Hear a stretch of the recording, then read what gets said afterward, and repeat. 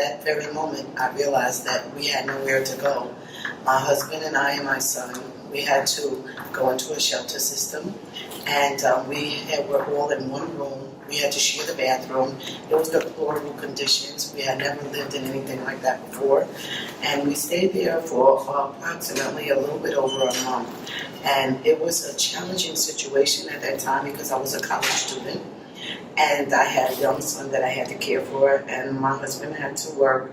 And it was a challenge because I had to look for a place, and I still had to fulfill my other obligation, my educational obligations of studying, of meeting deadlines for research projects and homework assignments, and that was very, very hard for me to do, given the circumstances that we were all in one room, and I didn't have the time or the place to have concentration and be able to study. So I found it challenging. I had to find someone to care for my son so that I could study on campus and be able to meet my deadlines. And although it was a challenge, I was able to do so. However, I wish that there would have been services on campus that would have been able to help me be able to have a better support system and transition from that difficult time in my life.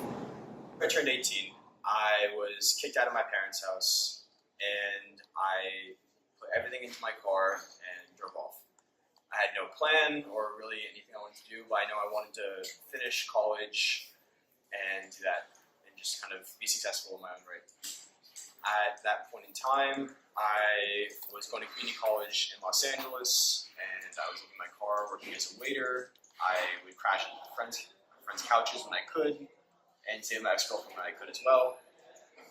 I was completely self-sufficient and self-supportive. I didn't get any money from FAFSA or anything like that. I couldn't apply as an independent because I had no documentation of the emotional and physical abuse I endured.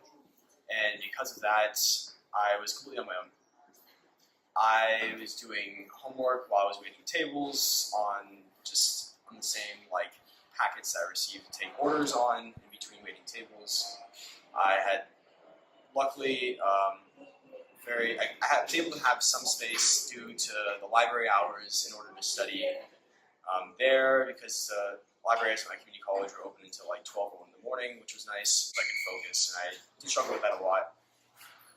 Eventually, I was able to kind of transfer, and I ended up here once I just saved up all the money I could and came here with very little. And I was lucky enough when I got here to be able to finish my degree, and I'm graduating in May. My story is around really the struggle that we had to find secure housing.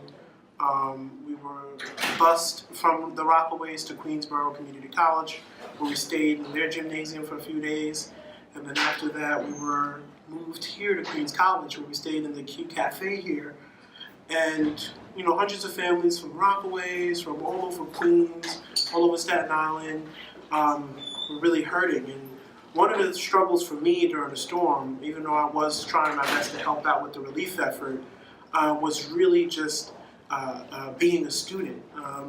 Having my home being displaced, and my school was displaced too, because our school got flooded out, and there was also an oil leak in the school because of the storm surge.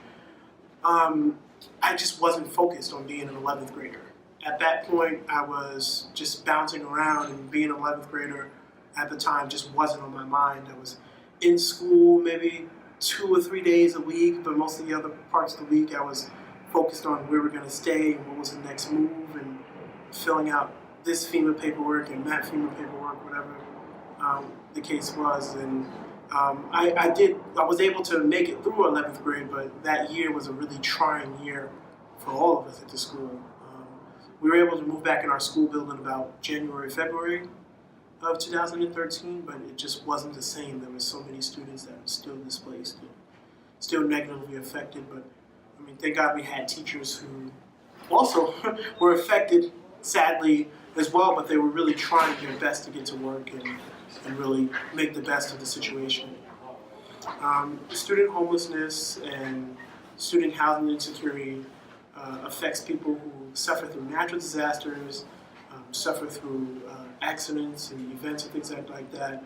And there really should be a place for us to tell our stories, for us to be able to still continue to be students so that we can learn and so that we can still continue on our career paths. But it's really tough to do that if there's no places.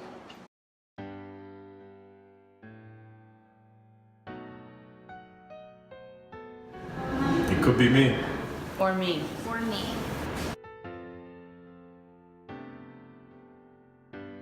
Or me. Or me. Or me.